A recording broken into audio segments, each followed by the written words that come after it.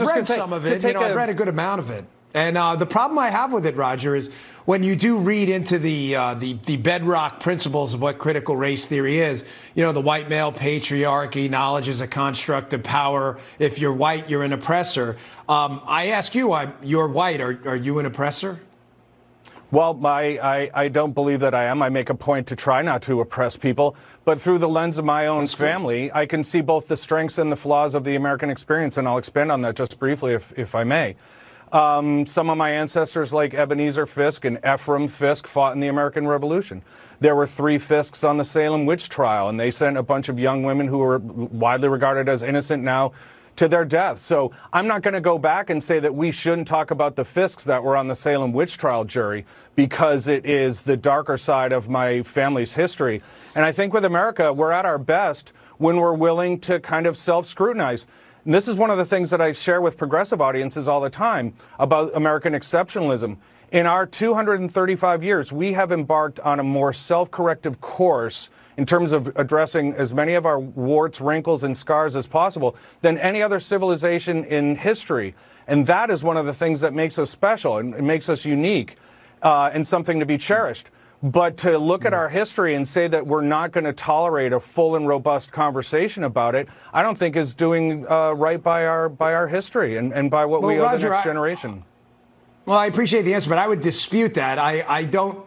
Are you really suggesting that we don't, in our school curriculum, analyze our history? I think that's absurd. But I just want to suggest something as well. It's not that critical race theory, it's bad enough that they're claiming if you're white, you're somehow an oppressor, which you just admitted you're not, so you probably don't believe in critical race theory. Just, it's tautological. But they want to address historical inequities you weren't responsible for. You just said it was your family members, not you. You had nothing to do with it. So I ask you, if critical race theory, we should address historical inequities. What are you personally doing to address your family's inequities? Are you redistributing your money, giving back property? I'm just kind of wondering if people live by their own, their own principles. Unfortunately, with that illustrious history, it did not come with a lot of wealth. So I wish I was in a situation where there could be something to be given away. But let me give you another example. When the George Floyd situation happened in Minnesota, I took the time to go back into some of Minnesota's laws.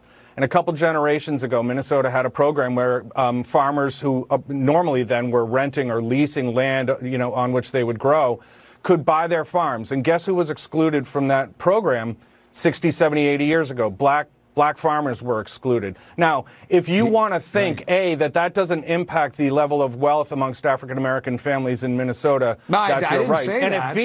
And if B, you also want to not have that taught or have that be part of a conversation. I'm having conversations like this. I'm sticking up for a robust and honest conversation about why not, the strengths and the weaknesses of the American experience. But why not, Roger, get together with a group of other liberal thinkers, pool your money together, and address these historical inequities? What's stopping you guys from doing that? I'm unsure what the obstacle is. I mean, if you want to talk about what I've done with my life and my values, you've referenced some of my service. I mean, I've been part of presidential campaigns. I've put thousands of hours. And I know you're a public servant as well. I mean, I've put thousands of hours of my life into what I believe is a more perfect union. And so that is, and part of that, I don't get up in the morning and want to have long-winded conversations about what happened in 1690 and things like that. But at the same time, I'm not going to turn around to someone, like, for example, a family right now in Minnesota, and say that a program 70 or 80 years ago that excluded black families from owning their farm has no impact on today. I'm just, and we have to be honest. Well, I don't think anyone's suggesting. I'm just suggesting liberals have a lot of money. Why not get together and practice what you preach and redistribute your own income? I mean, you could rectify a lot of these historical inequities. And Barack Obama has a place on Martha's Vineyard. Why doesn't he let some people move in? Why not sell off portions of it and give some money away? I'm just asking. It's a principled question.